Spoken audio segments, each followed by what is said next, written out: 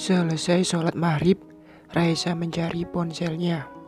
Ia ingat tadi menaruhnya di atas nakas di samping tempat tidurnya. Ia mau memakai ponselnya tersebut untuk menelepon Lila dan Dido suaminya. Sepertinya Raisa membutuhkan mereka.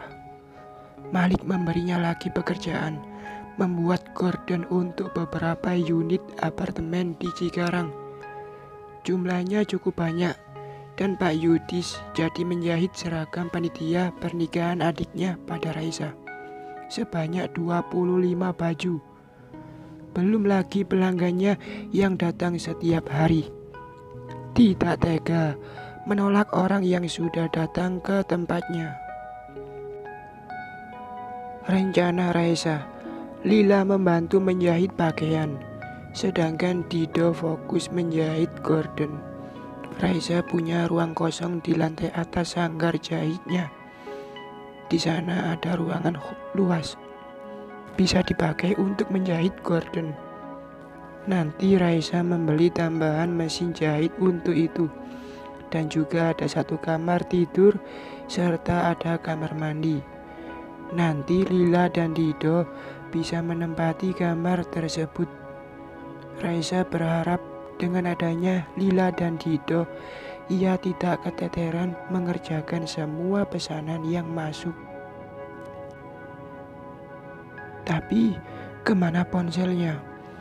Raisa mencari di dalam tasnya. Siapa tahu tadi belum ia keluarkan.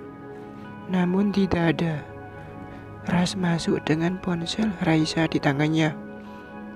Kok ponsel Mbak ada sama kamu?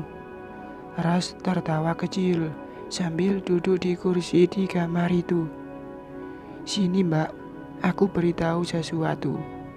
Raisa mendekati adiknya itu. Ini, aku sudah menyadap WA-nya Mas Damar di ponsel Mbak. Jadi mulai sekarang Mbak bisa mengetahui chattingan dia dengan siapapun tanpa diketahui olehnya. Mbak jangan bilang siapa-siapa. Bagaimana bisa? Barusan Mas Damar lagi mandi. Aku ambil ponselnya dan aku utak-atik sedikit, sehingga Mbak bisa menyadap chattingan dia. Begini cara pakainya. Ras mengajari kakaknya itu caranya. Tapi apa gunanya, Ras? Gunanya agar Mbak tahu apa yang dilakukannya dengan Ayuna, sehingga Mbak gak ragu lagi untuk meneruskan gugatan Mbak. Mbak gak goyah lagi kena rayuan dia. Maaf, bukannya aku senang melihat Mbak bercerai, tapi aku gak suka Mbak hidup dengan lelaki pembohong itu. Mbak akan sengsara nantinya, kecuali Mbak ikhlas poligami. Enggak banget. Raisa rebahan di tempat tidurnya. Rasanya sehari tadi capek sekali. Habis dari Cikarang tadi, Malik membawanya ke Jakarta, menemui beberapa pengusaha tekstil yang dikenalnya. Malik mengenalkan Raisa pada mereka. Jelas, Raisa senang sekali. Ia bisa membeli bahan dengan harga jauh di bawah harga pasar karena langsung ke sumbernya. Sampai di rumah, ia meneruskan membuat pola-pola baju.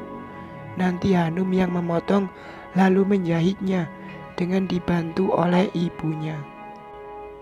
Sekitar jam 9 malam, ia melihat notifikasi pesan di ponselnya. Rupanya dari Ayuna untuk Damar. Dengan berdebar dibukanya pesan tersebut. Kangen sama? Kesini dong. Emang aman? Dia tadi ke Bandung, besok baru pulang.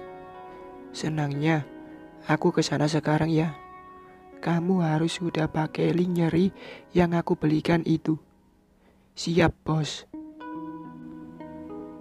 Astagfirullah.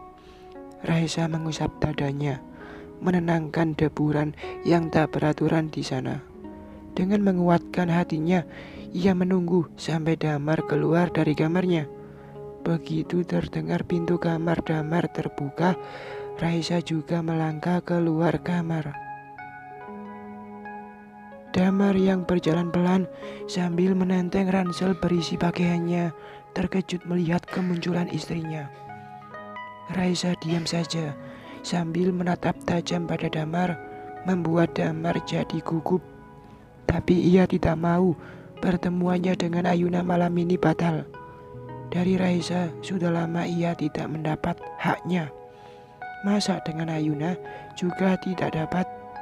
Sudah menari-nari di otaknya malam yang akan dilewati berdua Ayuna. Ada apa, Sa? Kok nanya aku ada apa? Kamu yang ada apa? Malam-malam nenteng ransel, Mas. Oh, ini aku mau ke rumah ibu. Ya, ke rumah ibu. Barusan ibu menelepon menyuruh aku datang. Aku menginap di sana ya. Ini aku sudah bawa baju kerja untuk besok. Tergagap-gagap Damar menjelaskan pada istrinya. Raisa diam saja. Ia tak beranjak dari pintu kamarnya sampai terdengar mobil Damar pergi. Ia kembali ke kamarnya. Segera dihubunginya Malik dan Malik langsung mengangkat telepon dari Raisa. Assalamualaikum, ada apa, Sa? Maaf, malam-malam mengganggu, ucap Raisa ragu-ragu. Hehe, aku senang kok diganggu kamu. Ini aku baru sampai di Bandung, baru selesai sholat isya. Ada apa? Sepertinya barusan Ayuna menghubungi Damar. Sekarang Damar menuju ke sana. Padaku dia bilang mau ke rumah ibunya dan menginap. Dia juga sudah bawa baju untuk kerja besok. Tapi aku yakin malam ini ia bersama Ayuna. Sebab ia terlihat gugup ketika aku pergoki saat mau pergi tadi. Raisa tidak mau mengatakan pada Malik bahwa ia menyadap ponsel Damar. Info menarik nih. Akan aku kerjai mereka malam ini sehingga gagal acara bercintanya. Terima kasih ya, Sa. Dan kamu harus tidur pulas ya. Jangan mikirin orang yang berbuat dosa. Biar aku yang urus mereka. Damar menarik nafas lega ketika sudah meninggalkan rumahnya. Ia melihat pandangan tajam Raisa tadi. Mungkin istrinya itu agak curiga, maka ia memutar otak mencari alasan yang logis menginap di rumah ibunya. Ya, itulah alasan yang melintas di otaknya. Boleh dong kalau Damar pergi ke rumah orang tuanya dan menginap di situ. Damar tertawa sendiri, senang karena tiba-tiba ia mendapat ide itu tadi. Padahal saat kepergok Raisa, saat hendak pergi tadi ia gugup sekali. Sampai di rumah Ayuna, pintu pagar sudah terbuka sehingga ia bisa langsung masuk. Di dalam ruangan, Ayuna sudah menunggunya dengan lingeri warna maron sehingga terlihat indah kontras dengan kulit putih Ayuna. Sejenak Damar menatap sambil meneguk ludah. Pemandangan indah di depannya membuat ia ingin segera menerkamnya. Tapi Ayuna tersenyum sambil menggoyang jari telunjuknya. Kita minum yang hangat dulu, Bang. Sabar ya. Ayuna melengok ke dapur mau membuat minuman untuk mereka berdua. Tapi Damar dengan tidak sabar mengikutinya dan menempel terus di punggung Ayuna, membuat Ayuna terkikik geli. Setiap hidung Damar bermain nakal di tengkuknya. Beberapa kali bubuk coklat tumpah karena tangannya tersenggol Damar yang tak henti menjelajah tubuhnya. Akhirnya Ayuna menyerah. Ia tidak jadi menyeduh minuman karena tubuhnya sudah melayang diangkat oleh Damar masuk ke kamar. Seketika ruang kamar yang luas itu menjadi panas dan ramai oleh lenguan keduanya. Seperti orang kalap, keduanya saling serang, saling terkam. Namun, sesaat jelang memulai acara puncak, tiba-tiba ponsel Ayuna berbunyi. Ayuna mengabaikannya, tapi ponsel itu terus menjerit memanggilnya. Dengan kesal, Ayuna mengambil benda tipis itu dengan tubuh masih menempel pada damar suaminya. Ayuna langsung terduduk, diaturnya nafasnya, ditenangkannya degup di dadanya agar suaranya normal dan diraihnya selimut untuk menutupi tubuh polosnya.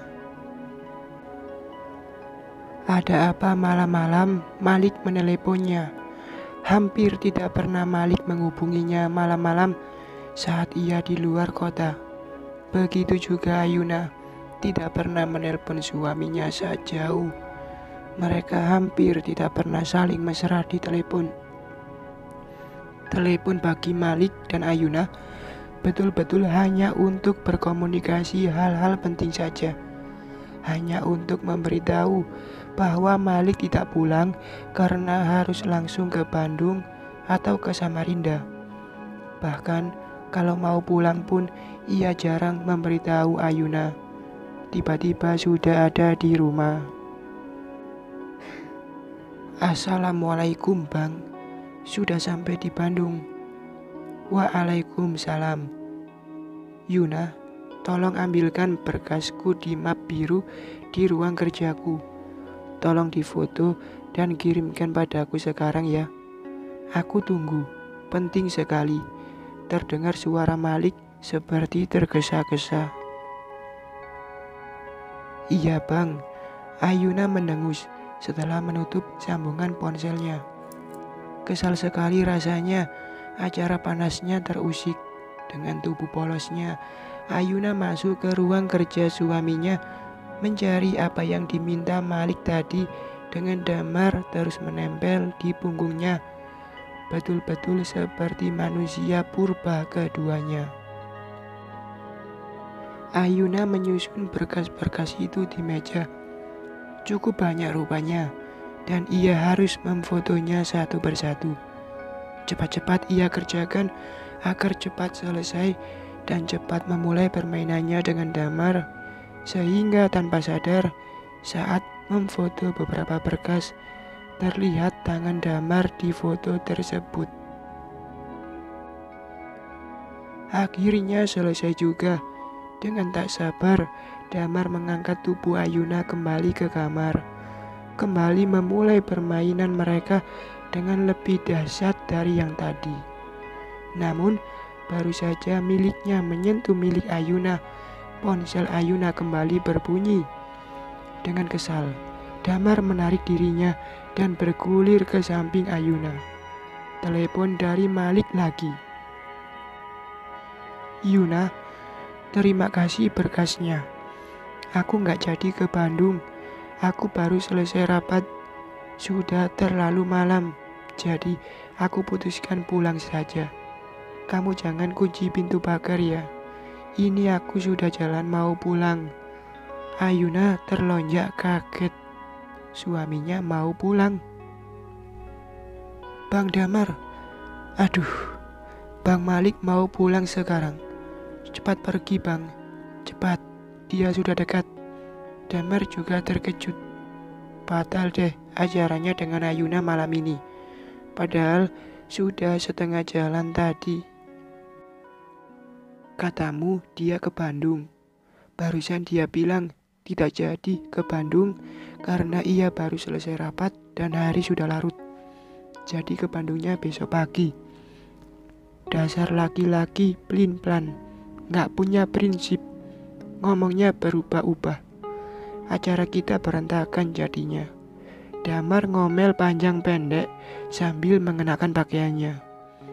Buruan Bang, nanti dia keburu datang dan melihat kamu ada di sini. Ayolah, kita teruskan sedikit lagi. Sekali saja Yuna. Ini sudah di ujung nih. Aku gak bisa menahannya.